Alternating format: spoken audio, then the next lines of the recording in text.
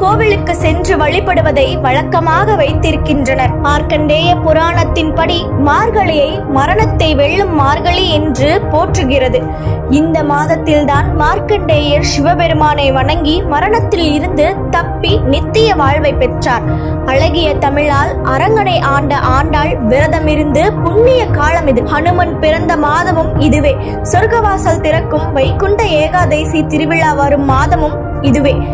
மார்கழியில் வரும் திருவாதிரை நட்சத்திர நாளில் ஆடல் வல்லான் சிவபெருமானின் திருவாதிரை திருவிழாவும் கொண்டாடப்படுகிறது. பாவை நோன்பும் திருவெம்பாவை நோன்பும் நோற்கப்படும் காலமும் மார்கழியில்தான். விநாயகர் சஷ்டி விரதம், திருத்தணிகை கோயிலில் படி உற்சவ விழா ஆகிய விசேஷங்களும் இந்த மாதத்தை பெருமை கொள்ள செய்கின்றன. வெற்றியோட அதிபதி அப்படின்னு சொல்லப்படுற சூரிய பகவான் யோக நிலையில் இருக்கும் காலம் அப்படின்றதுனால இந்த காலத்துல உயிர் கொலை கூடாது என்பதனால அந்த கால மன்னர்கள் மார்கழியில போர் செய்ய மாட்டாங்களாம். மார்கழியின் அதிகாலையும் அந்தி பொழுதும் இறைவனுக்காகவே ஒதுக்க வேண்டும். இந்த மாதத்தில் செய்யப்படும் பூஜைகளும் விரதங்களும் கோடி மடங்கு பலனை தரும் என்று ஆன்மீக பெரியவர்கள் சொல்லியிருக்காங்க. மார்கழியில்தான் மகாபாரத போர் நடைபெற்றது என்றும் அதன் தாக்கமாகவே அந்த காலத்தில் போர்கள் செய்வதில்லை என்றும் சொல்லப்படுது. பார்க்கடல் கடையப்பட்டதும் ஆழகால விஷம் வந்ததும் அமுதம் பெற்றதும் இந்த மார்கழியில்தான். இந்திரனின் கோபத்தால் பெருமழை பெய்து கோகுல மக்கள் இன்னல் அடைந்த போது கண்ணன் கோவர்தனகிரியை தூக்கி மக்களை பாதுகாத்ததும் இந்த மார்கழியில்தான்.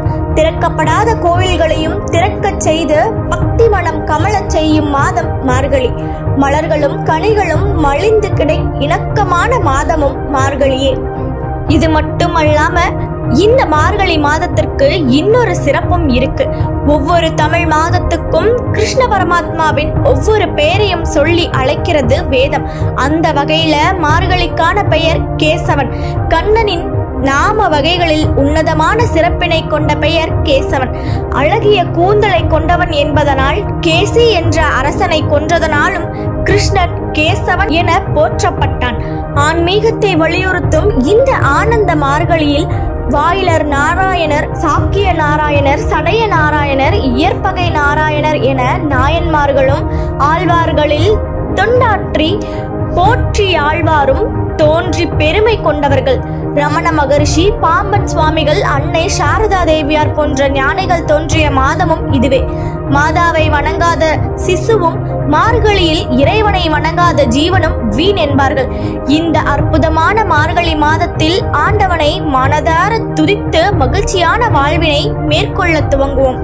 அப்படி இருக்க இந்த மார்கழி மாதம் எதை செய்யலாம் எதை செய்யக்கூடாது அப்படின்றத பற்றி தெரிஞ்சுக்கலாம். மற்ற மாசத்தை காட்டிலும் மார்கழி மாதத்துல ஆக்சிஜன் நிறைந்திருக்கும். இதனால இந்த மாதத்துல அதிகாலை எழுந்து திருப்பாவை திருவெம்பாவை பாடுவது அல்லது கேட்பது, பஜனை பாடுதல் மிகவும் புண்ணியமாகும். இந்த மார்கழி மாசத்துல திருமணம் போன்ற சுப காரியம் எதுவும் நடத்தல அப்படின்னாலும் திருமணத்திற்கான வரன் பார்த்தல், ஜாதக பரிமாற்றம், கர்ப்பிணி பெண்களுக்கு சீமந்தம் போன்ற சுப காரியங்களை செய்துக்கலாம். புதிய சொத்துக்கள் வாங்குறது, நிலம், வீடு, மனை வாங்க முன்பணம் கொடுப்பதும் நல்ல விஷயமாக தான் கருதப்படுது.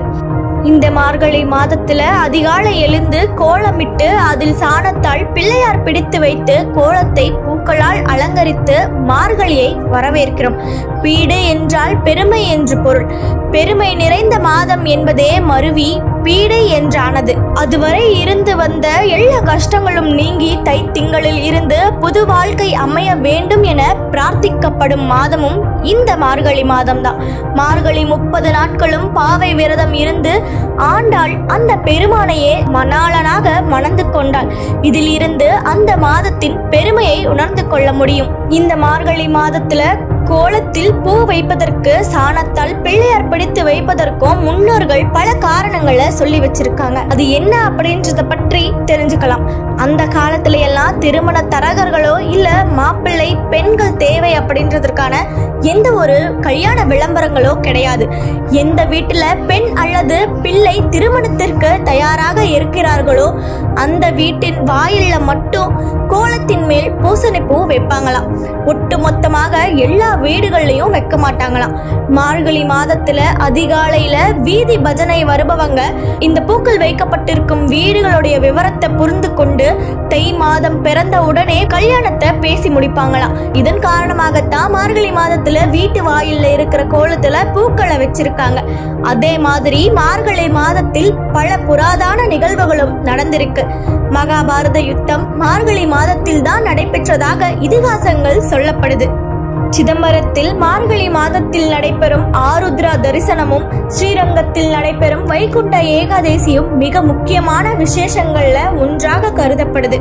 மார்கழி மாதத்துல புதுமனையில் குடிபுகுதல், வாடகை அல்லது ஒத்திகைக்கு வீடு மாறி செல்லுதல், புதிய அலுவலக கட்டடத்திற்கு மாறுதல் கூடாது. மார்கழி மாதத்தில் விதை விதைத்தலும் திருமணம் செய்தலும் கூடாது. மார்கழி மாதம் விதை வளர்வதற்கான காலம்.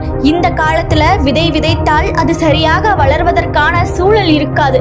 இதனால தான் திருமணமும் செய்யக்கூடாது அப்படின்னு முன்னோர்கள் சொல்லி வச்சிருக்காங்க. இந்த மாதத்துல அதிகாலையில் ஆக்சிஜன் அதிகமாக இருக்கும் அப்படின்றதுனால அதிகாலையில் எழுந்திருக்க வேண்டும்.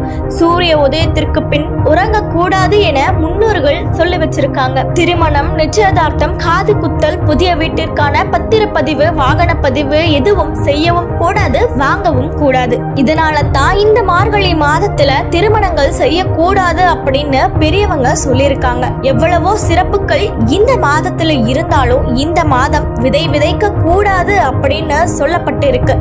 விதை வளர்வதற்கான காலம் அப்படின்றதுனால இந்த மாதத்துல விதை விதைத்தால் விதை சரியான உயிர் தன்மையற்று வளரும் அப்படின்ற ஒரு காரணத்துக்காகத்தான் மார்கழி மாதத்துல திருமணம் செய்யக்கூடாது அப்படின்னு சொல்லியிருக்காங்க. ஆடி மாதம் போலவே மார்கழி மாதமும் இறைவனுக்குரிய மாதமாகும்.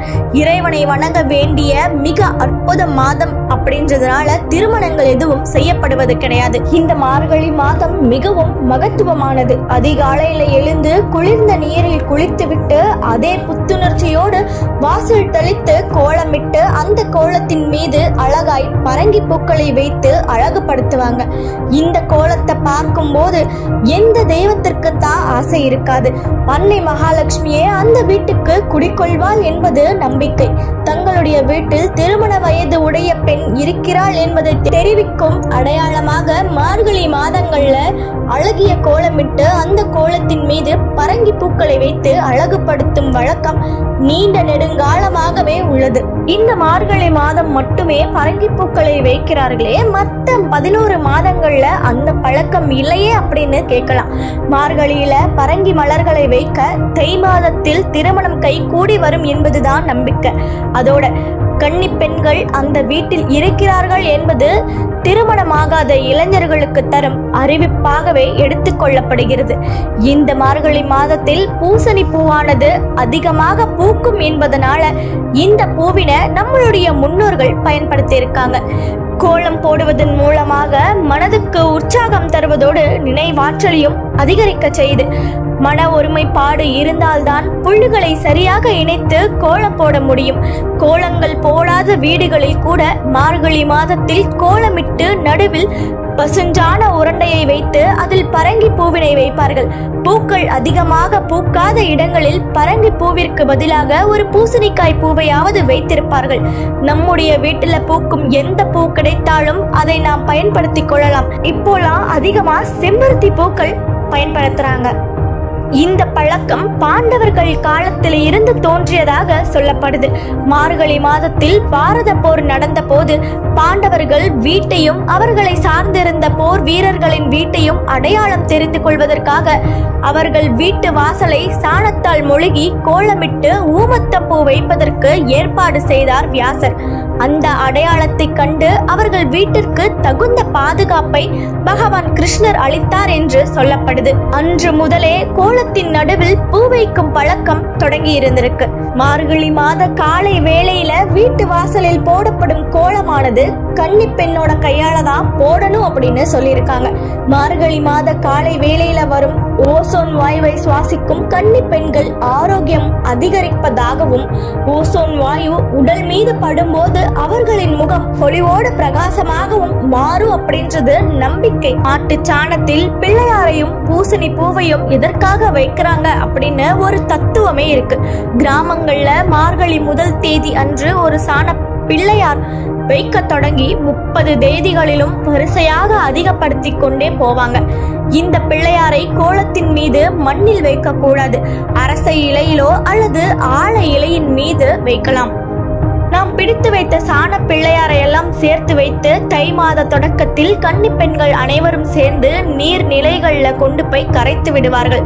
இந்த பிள்ளையாரை பிடித்து வைக்கும் பெண்கள் மனதார பிள்ளையாரை பிரார்த்தனை செய்து கொள்ள வேண்டும். இன்றளவும் சில கிராமங்கள்ல இந்த பழக்கங்கள் மேற்கொள்ளப்பட்டு வருது. சிலர் இந்த சாணங்களை சேகரித்து பொங்கல் திருநாள் அன்னைக்கு பொங்கல் வைக்க பயன்படுத்துவதுண்டு.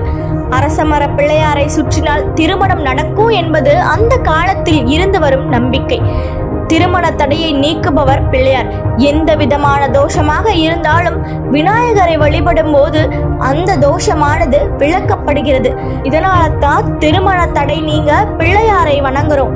இந்த மார்கழி மாதத்தின் இன்னொரு முக்கிய சிறப்பு என்ன அப்படின்னா, இந்த மாதத்துல தான் ஐயப்ப பக்தர்கள் ஐயப்ப சுவாமிகளுக்கு விரதம் இருந்து இறைவன் ஐயப்பனை தரிசிக்க யாத்திரை மேற்கொள்ளுவாங்க.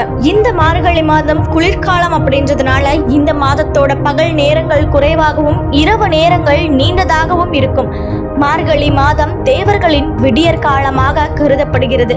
தேவர்களின் பகல் நேரமான உத்தராயண புண்ணிய காலம் ஜனவரி மாதத்தின் நடுவில் தொடங்குது. நம்முடைய ஓராண்டு என்பது தேவர்களுக்கு ஒரு நாள் போன்றது. தேவர்களுடைய இரவு தக்ஷாயண புண்ணிய காலத்தின் போது தொடங்குகிறது. பக்திக்கு உரிய மாதம், பணிவாக இறைவனை அடையக்கூடிய மாதமும், வைகுண்ட ஏகாதேசி, ஆருத்ரா தரிசனம் போன்ற மிக அருமையான இறைவனின் அருளை பெறக்கூடிய கொண்டாடக்கூடிய மாதமும் இந்த மார்கழி மாதம். இதன் காரணமாக மார்கழி மாதத்தில் தினமும் காலையில் நீராடி வீட்டில் இறைவனை வணங்கிவிட்டு அருகில் உள்ள திருமால் அல்லது சிவன் கோவிலுக்கு சென்று வணங்கி வருவது மிகச் சிறந்தது. இறை அருளை பெறவும் மிகச் சிறந்த மாதமாகும். இந்த வீடியோல மார்கழி மாதத்தின் பலன்களை பற்றியும், மார்கழி மாதத்தில் என்ன செய்யலாம் செய்யக்கூடாது அப்படின்றதை பற்றியும், திருமணங்கள் ஏன் செய்யப்படுவதில்லை அப்படின்றதை பற்றியும், இந்த மார்கழி மாதத்தில் கோலமிட்டு பூசணி பூ வைப்பதற்கான காரணத்தை பற்றியும், மரணத்தை வெல்லும் மாதம் அப்படின்னு ஏன் சொல்றாங்க அப்படின்றதை பற்றியும் இந்த வீடியோ மூலம் தெரிஞ்சுக்கிட்டோம். இந்த வீடியோ பத்தின உங்களுடைய கருத்துக்களையும், உங்களுடைய வீட்டு வாசல்ல கோலமிட்டு பூசணி பூ வைக்கிற பழக்கம் உள்ளதா அப்படின்றதை பற்றியும் கமெண்ட்ல சொல்லுங்க. இந்த வீடியோ பிடிச்சிருந்தா இந்த வீடியோக்கு லைக் பண்ணிட்டு மறக்காம எங்களுடைய சேனலை சப்ஸ்கிரைப் பண்ணிக்கோங்க. கூடவே இருக்கிற பெல் ஐகானை கிளிக் பண்ண மறந்துடாதீங்க. அப்பதான் நாங்க போடுற இன்ட்ரெஸ்டிங்கான மற்றும் ஆன்மீக தகவல்கள் கொண்ட வீடியோக்கள் உங்களுக்கு நோட்டிபிகேஷனா வந்து சேரும். மற்றொரு ஆன்மீக தகவல்கள் கொண்ட இன்ட்ரெஸ்டிங்கான வீடியோக்கள் மூலம் சந்திக்கலாம். நன்றி.